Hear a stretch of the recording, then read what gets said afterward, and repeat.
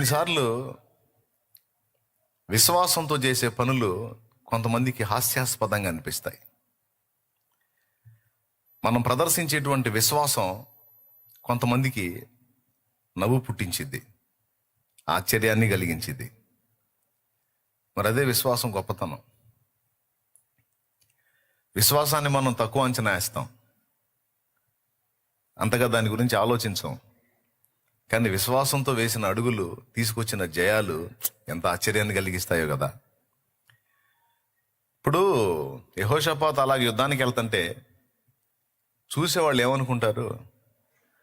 Sir, మనం యుద్ధం చేయడానికి వెళ్తున్నావా లేకపోతే పెళ్ళికి వెళ్తున్నావా? పెళ్ళికి వెళ్తే మ్యూజిక్లు తీసుకెళ్దాం, లేకపోతే దేవుని మందిర ప్రతిష్ఠ ఆరాధనకి ఏమైనా వెళ్తే సంగీత వాయిద్యాలతో దేవుని మహిమపరచడానికి వెళ్తున్నాం అనుకోవచ్చు. మనం పెళ్ళికి కాదు, దేవాలయానికి కాదు, యుద్ధానికి సార్ మనం వెళ్తుంది. యుద్ధానికి వెళ్ళేవాడికి వ్యూహం కావాలి, యుద్ధానికి వెళ్ళేవాడికి ఆయుధాలు కావాలి, యుద్ధానికి వెళ్ళేవాడికి మంది మార్బలం కావాలి. అవన్నీ సమకూర్చుకోకుండా మ్యూజిక్లు వేసుకుని వెళ్ళటం ఏంటి సార్? అప్పుడు యెహోషాపాతు సమాధానం ఏంటంటే, నా విశ్వాసం బాబు, అది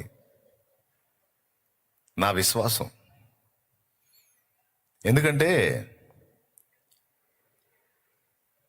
గుర్రముల బలాన్ని బట్టో సేనల బలాన్ని బట్టో నాకు జయము రాదని తెలుసు. జయమిచ్చువాడు యెహోవాయే, జయమిచ్చువాడు యెహోవాయే. ఆపత్కాలమందు నాకు సహాయకుడు ఆయనే, నేను ఆయన యందు విశ్వాసం ఉంచాను. నాకు తెలిసి యెహోషాపాతు ఈ పని చేస్తున్నప్పుడు ఆ చుట్టుపక్కల ఉన్నటువంటి ఇతరులు విమర్శించుకొని ఉండొచ్చు, నవ్వుకొని ఉండొచ్చు. భయం దెబ్బకి రాజుకు మతిపోయినట్టుంది. ఇట్లాంటి పిచ్చి పని చేస్తున్నాడు, ఎంత అనవసరంగా చస్తాం ఈ రాజు మాటింటే అని వాళ్ళు ఎంత కంగారు పడ్డారో. కానీ విశ్వాసం గెలిచింది, వాళ్ళ విమర్శలు గెలవల. యెహోషాపాతు యొక్క విశ్వాసం గెలిచింది. యెహోషాపాతు అంటాడు,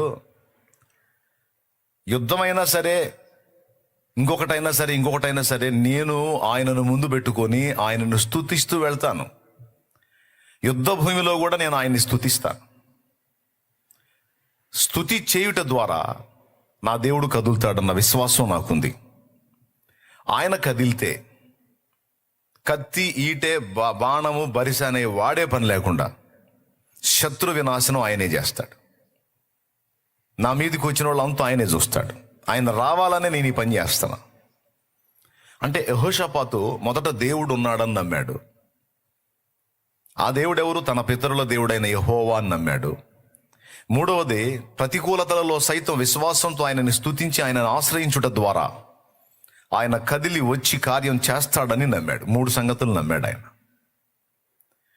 4వ విషయం ఏంటంటే, ఇలాంటి విశ్వాసపు చర్య చేయటానికి తను పూనుకున్నప్పుడు, ఇలాంటి విశ్వాసపు అడుగు వేయటానికి తను పూనుకున్నప్పుడు కొంతమంది తనను ఎగతాళి చేస్తారని కూడా తనకు తెలుసు.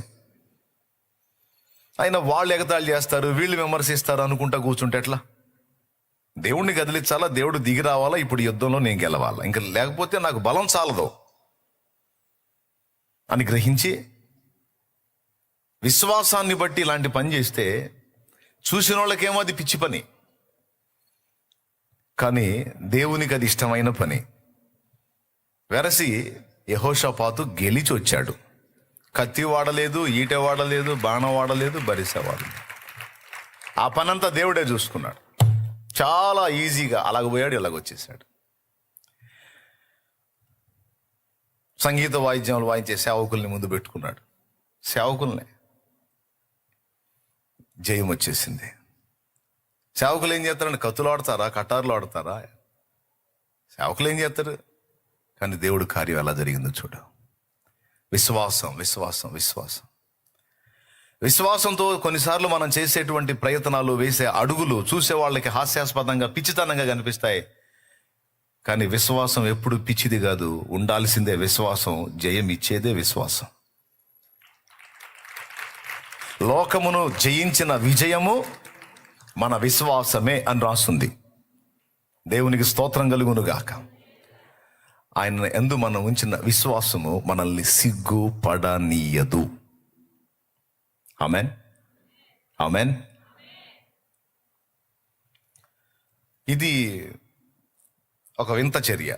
యుద్ధానికి పోయేటప్పుడు మ్యూజిక్ తీసుకొని పోవటం వాళ్ళకే ఆశ్చర్యం కలిగి ఉండొచ్చు. శత్రురాజులు కూడా ఇదేందిరా మ్యూజిక్లు తీసుకొని వస్తున్నాడు, పాటలు పాడుకుంటూ వస్తున్నాడు ఏంది, పెళ్ళా పాటలు పాడుకుంటూ వస్తున్నాడు ఏంది? వాళ్ళకి ఆశ్చర్యం, ఈ టీంలో ఉన్న వాళ్ళకి ఆశ్చర్యం, మొత్తానికి పాడండి రా, పాటలే పాడండి, దేవుడు చూసుకుంటాడు. స్తుతిస్తూ ఉండండి, దేవుడే చూసుకుంటాడు. కృతజ్ఞతలు చెల్లిస్తూ ఉండండి, దేవుడే చూసుకుంటాడు. మన స్థాయికి తగ్గది మనం చూడవచ్చు, ఇబ్బంది లేదు. మనకి మించిన దాన్ని ఆయన పాదాలు పట్టుకోవడం తప్ప ఇంకా మనం ఏం చేయలేం. ఈ లైవ్లో ఉన్నవాళ్ళు, ఇక్కడ కూర్చున్నవాళ్ళు పాపం బుధవారం చాలా పనులు ఉంటాయి. ఇదే ఆదివారపు ఆరాధన కాదు పాపం, అంతా సెలవులు వచ్చి ఇంటికి మందిరానికి రావడానికి పాపం ఈరోజు కూడా పాపం పనులు ఉంటాయి, పోవాల్సినవి ఉంటాయి. పొట్ట తిప్పల కోసం అయినా సరే వచ్చి కూర్చున్నారు ఇక్కడ. ఆ పొట్ట తిప్పల్ని కూడా పక్కన పెట్టి వచ్చి కూర్చున్నారు. అందుకే చెప్తున్నాను మీకు, ఉపయోగపడిద్దని. కొన్నిసార్లు విశ్వాసంతో మనం చేసే ప్రయత్నాలు, వేసే అడుగులు చూసే వాళ్ళకి అవి హాస్యాస్పదంగా అనిపించవచ్చు.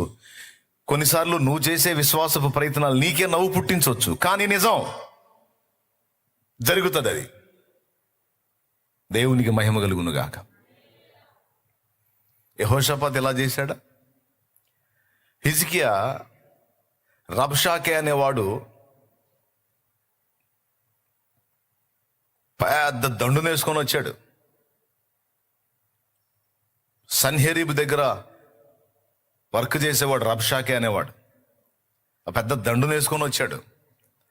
ఆ దండు చూస్తే ఎంత పెద్ద జనం అంటే ఇశ్రాయేలీయుల్ని పీస్ పీస్ చేస్తారన్నమాట. యూదుల్ని పీస్ పీస్ చేస్తారు. అంత పెద్ద గుంపది. లక్షల మందిని వేసుకొని వచ్చాడు దేవుని ప్రజల మీదకి. చాలా రాజ్యాలు జయించుకుంటూ వస్తున్నాడు. దేవుని ప్రజల మీద కూడా వచ్చాడు. వచ్చి వాడు లెటర్ రాశాడు. ఏంటిది ఆ లెటర్ అంటే, మేము జయించుచూ వచ్చిన రాజ్యపు రాజులు వారు ఆరాధించిన దేవతలు వారిని రక్షించలేకపోయినాయి. మీ రాజైన హిజ్కియా నమ్ముకున్న యెహోవా కూడా మిమ్మల్ని రక్షింపలేడు నా చేతుల్లోంచి. మా దెబ్బకి మీ దేవుడే మిమ్మల్ని మా చేతికి అప్పగిస్తాడు. ఎందుకంటే మాకంత బలం ఉంది, మాకంత జనం ఉంది, లక్షల కాలు బలం ఉంది మాకు. ఇంత సమూహాన్ని వేసుకొని మీ మీదకి వచ్చినప్పుడు ఇంకా మీరు తప్పించుకోవటం అనేది కల్లా. కాబట్టి మీ రాజైన హిజ్కియా మాటలు మీరు నమ్ముకొనకుడి. హమాతు దేవతలు ఏమాయను, అర్బాదు దేవతలు ఏమాయను, యెహోవా మాత్రం ఏమి చేయను, మిమ్ములను మా చేతికి అప్పగించును. గనుక మర్యాదగా మాకు లొంగండి అని వాడు ఓ లెటర్ రాశాడు. పంపిస్తే అది హిజ్కియా తీసుకున్నాడు. తీసుకొని ఏం చేయాలా, మంది మార్బాలాన్ని సమకూర్చుకొని పెద్ద గుంపును ఆయన కూడా తయారు చేసుకొని అవసరమైతే సరే పక్కనున్న రాజ్యాల రాజుల దగ్గరికి పోయి వాళ్ళ సైన్యాన్ని కూడా కలుపుకొని ఆ రేంజ్కి తగ్గట్టు ఈయన కూడా సైన్యాన్ని ఒక రేంజ్లో సమకూర్చుకొని యుద్ధానికి పోవాలి. లెక్క జరగాల్సింది అది. కానీ హిజ్కియా అట్లాంటోడు కాదు. హిజ్కియా మనుషుల మీద, శరీరుల మీద ఆధారపడి యెహోవా మీద నుండి ఆత్మను తొలగించుకునే రకం కాదు. నరులను ఆశ్రయించి శరీరులను తనకు ఆధారము చేసుకొని యెహోవా మీద నుండి తన ఆత్మను తొలగించుకుని వాడు శాపగ్రస్తుడనుంది. అట్లాంటోడు కాదు హిజ్కియా. ఆ లెటర్ ఏదైతే వాడు రబ్షాకే పంపించాడో ఆ లెటర్ని అలాగూ దేవుని సన్నిధికి తీసుకెళ్ళిపోయాడు. తీసుకెళ్ళిపోయి దేవా వాడు నీకు ఉత్తరం రాశాడు. అర్బాదు దేవతలాడిని ఏం చేయలేదట, హమాతు దేవతలాడిని ఏం చేయలేదట. అవి లేవు కాబట్టి ఏం చేయవు. నీవు ఉన్నవాడవు, నీవు సజీవుడవు, నీవు సర్వశక్తి గల దేవుడవు, నీవు సైన్యములకు అధిపతిగా యెహోవావు. వాడు ఎంత దమ్ముంటే నీకు లెటర్ రాశాడు చూసుకో. ఆడి మంది మార్బలం అది చూసుకున్నాడు. అవన్నీ చూసుకొని ఆడి జనాన్ని చూసుకొని ఆడి విర్రవీగుతున్నాడు. ఆడు నాకు లెటర్ రాశాడు. నాకు కాదు నీకు రాశాడు. అది చూడు, నేను నీ సన్నిధిని చదువుతున్నాను దాన్ని. నేను వెళ్ళి వాడితో యుద్ధం చేసి వాడిని గెలవలేను. అదిగో వాడు పంపించిన ఉత్తరం నీ చేతికి అప్పగిస్తున్నాను, నువ్వే చూడమని దేవుని మందిరంలోనికి వెళ్ళి ఉత్తరం అక్కడ పెట్టి ప్రార్థన చేస్తున్నాడు, ప్రభువుని స్తుతిస్తున్నాడు. ఒకసారి ఆలోచించండి, వచ్చినవాడు బలమైన రాజు, వచ్చినవాడు హిజ్కియా రాజు కంటే బలమైన రాజు, లక్షలాది మంది సైన్యాన్ని కలిగిన రాజు, చాలా బలవంతుడు వాడు. ఆ బలవంతుడైన వాడు తన మీదకి వస్తుంటే వాని కంటే బలమైన రాజాది రాజు దగ్గరికి పోయి కూర్చున్నాడు. వాడిని ఎదిరించడానికి నాకు బలం చాలదు, కానీ దేవా నీకు వాడెంత, కాబట్టి నా రాజువైనా నీ దగ్గరకు వస్తున్నా, నేను చేతులు ఎత్తేసా, ఇప్పుడు యుద్ధం నువ్వు చేయాలి అంటే ఒక్కడిని పంపించాడంటే దేవుడు. వాళ్ళు ఎంతమంది సైన్యం ఉన్నారో అంతమందిని పంపించలా, ఒక్కడిని పంపించాడు, దూతని, ఒక్క దూతను పంపించాడు. ఆడు ఎంతమందిని గుంపుని వేసుకొని వచ్చినా మావాడు ఒకటి చాలరా వాడికి అని ఒక్క దూతను పంపిస్తే 1000 మొదలుకొని తెల్లవారేసరికి 1,80,000 పైచిలుకు వ్యక్తుల్ని కొట్టేశాడు. ఆడి సైన్యాన్ని. పండుకున్న వాళ్ళు పండుకున్నట్టే, ఎక్కడోళ్ళు అక్కడ అవుట్. 1,85,000 ఇంచుమించు కొట్టేశాడు. తెల్లవారు లేచి చూస్తే అన్ని శవాలే, గుడారాల నిండా. వాళ్ళ సైన్యం అంతా శవాల దిబ్బైపోయింది. ఏ గుడారానికి పోయి కదిలిచ్చినా ప్రాణాలతో లేరు వాళ్ళు. దీన్ని ఏమందాం? ఇది విశ్వాసపు విజయం కాదా? యెహోషాపాతుది విశ్వాసపు విజయం కాదా? వాళ్ళు దేవుని మీద ఆనుకుని ఆయన యందు ఉంచిన విశ్వాసం వాళ్ళని సిగ్గుపరిచిందా? పరచడు. ఆయనకు మహిమ కలుగునుగా. మొత్తాడు అంతున్న తెల్లవారేసరికి ఏ సైన్యాన్ని చూసి ఇడి విర్రవీగుతున్నాడో, మిడిసిపడుతున్నాడు. మొత్తితే మళ్ళా తెల్లవారేటప్పటికి ప్రాణాలు లేవు ఒక్కోడికి.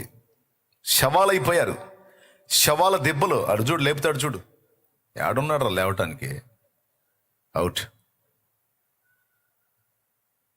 అది ఏ గుడారంలో పోయి చూసినా లేదు, ఎవరిలో కూడా ప్రాణం లేదు. అట్లయిపోయారు. యుద్ధం జరగలా, ఏం లేదు. మళ్ళీ దేవదూత కొడితే అయిపోయారు అట్లా. ఒక్క దూతే మళ్ళా వాడు గుంపు సైన్యాన్ని, ఎంతమంది సైన్యం ఉన్నారో అంతమందిని పంపించాల దేవుడు, ఒక్కడనే పంపించాడు. చూడు ఎట్లా అయిపోయారు చూడండి.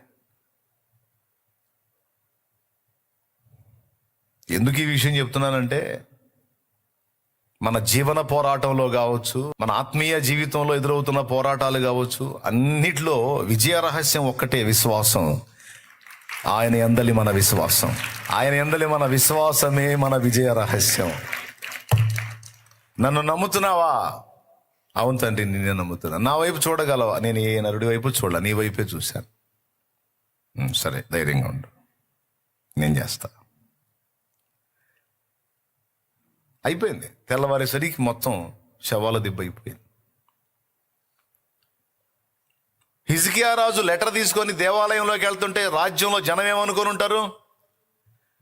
అటు రాసిన లెటర్ నిజమేరా, రాజు అయినోడు ఆళ్ళనీళ్ళని పట్టుకొని ఇంకా కాస్త సైన్యాన్ని సమకూర్చుకొని మనల్ని కలుపుకొని వాడి మీద యుద్ధం చేయాలి. దేందిరా పోయి దేవుని మందిరంలో కూర్చున్నాడేంది?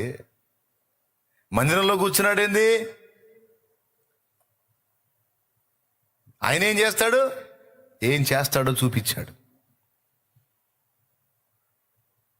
ఇప్పుడు చెప్పండి, హమాతు దేవతలు ఏమాయను, అర్పాదు దేవతలు ఏమాయను, యెహోవా మాత్రం ఏమి చేయనండి? ఏమి చేశాడు? 1-2 కాదు శవాలు, 1,80,000 పైచిలుకు. అక్కడ తీసుకెళ్ళటానికి కూడా లేదు. ఇక అక్కడ ఎక్కడే మట్టి అయిపోవాల్సిందే. ఎంత డేంజర్ అండి దేవుడితో, జీవం గల దేవుడితో ఎంత డేంజర్ అండి. నకరాలు చేయొద్దు దేవుని ముందు. దేవునికి స్తోత్రం, హల్లెలూయా, హల్లెలూయా. మొత్తితే ఇక మళ్ళీ నామరూపాలు కూడా ఉండవు. అట్లా చేస్తాడు ఆయన. మహారోషం గలవాడు. తనను ఆశ్రయించిన వారికి ఆయన కేడెము, బాణాలు తగలనివ్వడాయం. ఇలా మీరు గమనిస్తే మనం ఆశ్చర్యపోయే విషయాలు ఎన్నో. ఐగుప్తు నుంచి బయటకు వచ్చిన ఇశ్రాయేలు సర్వ సమాజము ఎర్ర సముద్రపు ఒడ్డున దిగారు. వీళ్ళని ముందు పొమ్మన్న ఆ ఫరో వెంటబడి మళ్ళా తరుముతా వచ్చాడు. ఫస్ట్ పొమ్మంది ఆడే. ఆ బానిస బంధకాల్లోంచి బయటకు వచ్చి ఎర్ర సముద్రం దగ్గర దిగినాక మళ్ళీ ఆడికి పురుగు తిరిగింది. పురుగు తిరిగి అసలు వాళ్ళని ఎందుకు వదిలిపెట్టాలి, నేను నా దేశాన్ని నాశనం చేశారు వాళ్ళు, నా బానిసల్ని నేను ఎందుకు వదిలిపెట్టాలని మళ్ళీ వాళ్ళు వెనక్కి తెస్తానని వెంటబడ్డాడు. రథాలు, రౌతులు, గుర్రాలు, సైన్యాన్ని వేసుకుని వెంటబడ్డాడు. అల్లంత దూరంలో కనపడతా ఉన్నాయి ఫరో రథాశ్వాల ఆ సైన్యం అంతా కనపడతా. మొత్తం ఇశ్రాయేలు సర్వ సమాజం మోషేకి వెళ్ళిపోయారు. మోషే మోషే, ఐగుప్తులో మేము చస్తే మమ్మల్ని పాతి పెట్టడానికి స్థలము చాలదని సముద్ర తీరానికి తెచ్చావా? ఇప్పుడు ఇటు పారిపోవాలి, అదిగో వస్తున్నాడు ఫరో. వెళ్ళమంది వాడే ఇప్పుడు మళ్ళీ తరమటానికి వస్తున్నాడు. పారిపోయేదానికి లేదు ఇప్పుడు అవకాశం. ముందేమో సముద్రం, ఇంకా చేసేదేముంది, ఐగుప్తు రాజైన ఫరోకు దాసుల మగుదుము అని ఇక దుమ్మెత్తి పోసేవాళ్ళు, రాళ్ళు తీసుకున్నవాళ్ళు మోషే మీద. ఓరి పిచ్చోళ్ళారా, ఎంత తిక్కరోళ్ళరా మీరు! ఎన్ని కార్యాలు చూశారు ఇప్పుడు ఐగుప్తులో నా ప్రభు చేసిన కార్యాలు. మీరేమన్నా చేశారా? వాడు మిమ్మల్ని రిలీజ్ చేయటం అనేది చిన్న విషయమా? వాడు మిమ్మల్ని వదిలేశాడు అంటే ఎంత దెబ్బలు తగిలితే వదిలేశాడు వాడు. ఎలాంటి కార్యాలు చూశారు మీరు నా దేవుడు చేసిన కార్యాలు? అగ్ని వడగళ్ళు కురిపించాడే, ఐగుప్తు నీళ్ళని రక్తంగా మార్చాడే, ఐగుప్తు మొత్తాన్ని 3 రోజులు అంధకారంలో ముంచెత్తాడే, మిడతల చేత, తెగుళ్ల చేత, గడ్డల చేత, పేనుల చేత చిత్రవద చేశాడే, జోరీగల గుంపు, కప్పల గుంపు చేత వాళ్ళకి నెమ్మది లేకుండా చేశాడే. మీ కళ్ళారా మీరు చూశారు. ఐగుప్తు సర్వ సమాజంలో ఇవన్నీ ఉన్నాయి, కానీ ఇశ్రాయేలు నివసించిన గోషన్లో ఇవి లేకుండా మీకు మాత్రం ఏమీ జరగకుండా మిగిలిన ఐగుప్తు మొత్తాన్ని హడావుడి చేశాడే. చివరకు ఐగుప్తీయుల ప్రథమ సంతతిని కూడా హతము చేశాడే. ఇన్ని కార్యాలు చేశాడే బలమైన బాహు చాపి నా దేవుడు. ఎంత తేలిగ్గా మర్చిపోయారు మీరు ఆయన కార్యాలు. ఎలా మర్చిపోగలరు మీరు ఆయన కార్యాలు? మీరేమైనా ఇంత పని చేశారా? మిమ్మల్ని ఒట్టిగా కూర్చోబెట్టి ఈ పనులన్నీ దేవుడు చేశాడు. మీరు ఊరకయే ఉన్నారు, దేవుడు పనులన్నీ జరిగించి మిమ్మల్ని బయటికి తెచ్చాడు. మీరు ఎలా మర్చిపోవుదురు? ఇన్ని కార్యాలు చూసిన మీరు ఎందుకు భయపడుతున్నారు? ఎందుకు దిగులు పడుతున్నారు? ఎందుకు కంగారు పడుతున్నారు? మోషే ప్రశ్న. ఇవన్నీ ఎందుకు వీళ్ళకు సుత్తి? ఒకటే చెప్పాడు, ఇశ్రాయేలీయులారా కలవరపడకండి, మీరు ఊరకయే నిలుచుండి చూడండి, నేడు యెహోవా మీకు కలుగుజేయు రక్షణ. మీరు ఊరకనే నిలుచుండి చూడండి. ఈరోజు యెహోవాయే మన పక్షమున యుద్ధం చేస్తాడు. ఎలా చేస్తాడో చూడండి. మీరు ఊరకయే నిలుచుండి చూడండి. నేడు మీరు చూచుచున్న ఈ ఐగుప్తీయులను ఇక మళ్ళీ చూడరు. వాళ్ళకి సావు మూడింది. సావు మూడే తీసుకొచ్చాడు వాళ్ళని. మనల్ని చంపడానికి కదా వాళ్ళని తెచ్చింది, వాళ్ళని గాజేయటానికి తెచ్చాడు. వాళ్ళని రెచ్చగొట్టి వాళ్ళు అయిపోతారు. ఇప్పుడు వాళ్ళకి మూడింది సావు. అందుకే మళ్ళీ మనం వెంటబడ్డారు. జరిగేది మీరు ఊరక నిలిచుండి చూడండి అంటే, యుద్ధానికి సిద్ధపడండి అన్నా చెప్పకుండా మీరు ఊరకనే నిలబడి చూడండి అంటే ఏం చూడాలి? వాళ్ళు వచ్చి తనే చూడాలి. ఈ మోషే పలికిన ఈ విశ్వాసపు పలుకు ఇశ్రాయేలు సర్వ సమాజానికి ఆశ్చర్యాన్ని, హాస్యాన్ని కలిగించింది.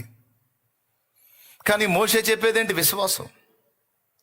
మీరు నమ్మండి, ఆయన బలవంతుడు. మీరు నమ్మండి, ఆయన సర్వశక్తి గలవాడు. నీ చేత కాలేదని దేవుని చేత కూడా కాదనుకోవద్దు. యెహోవా బాహువునకు అసాధ్యమైనది ఏమైనా కలదా? యెహోవాకు అసాధ్యమైనది ఏమైనా కలదా? ఏమీ లేదు. మీరు ఊరకనే మీరేమి ఒక ఈటె కానీ, బాణం కానీ, బరిసె కానీ ఎవ్వడు పట్టాల్సిన అవసరం లేదు. నేడు యెహోవా మీకు కలుగుజేయు రక్షణను మీరు ఊరకయే నిలుచుండి చూడండి. చేతనైతే స్తుతించండి అంతే. ఈ మాట పలికాడో వాళ్ళు దాటి రాకుండా. ఆ దరిద్రులు అప్పుడన్నా వెనకపోవద్దు. వాళ్ళ దేవుడు వాళ్ళ పక్షాన ఉన్నాడురా, మనల్ని ముప్పు తిప్పలు పెట్టాడు, చావు తప్పి కన్ను లొట్టబోయి బతికి బయటపడ్డావు, మళ్ళీ ఎందుకు రాళ్ళు జోలని వాళ్ళకి ఆలోచన కలగొద్దు. అటుపక్క వాళ్ళని అడ్డగించాడు, ఇటుపక్క మోషే సముద్రం వైపు తన చేతులు ఎత్తినప్పుడు ఆ సముద్రం 2 పాయలుగా చేసేసాడు దేవుడు. 2 పాయలు అయిపోయింది. చూడండి, ఇశ్రాయేలు సర్వ సమాజము చూచుచుండగా సముద్రము 2గా విభాగింపబడింది. దేవునికి స్తోత్రం కలుగును గాక. హల్లెలూయా. ఇది రియల్గా జరిగింది. అది ఏ జనము ఎదుట కూడా చేయబడని సూచక్రియలను నేను వారి కనుల ఎదుట చేసి తిని అన్నాడు దేవుడు. అయిపోయింది, 2గా డివైడ్ అయిపోయింది. వెళ్ళిపోమన్నాడు. ఇక వెళ్ళిపోండి, దేవుడు మీకు దారిచ్చాడు, వెళ్ళిపోండి. ఇశ్రాయేలు సర్వ సమాజము సముద్రపు మధ్యను ఆరిన నేలను నడిచిపోయిరి అని రాస్తుంది లేఖనంలో. సామాన్యమైన క్రియ అదే.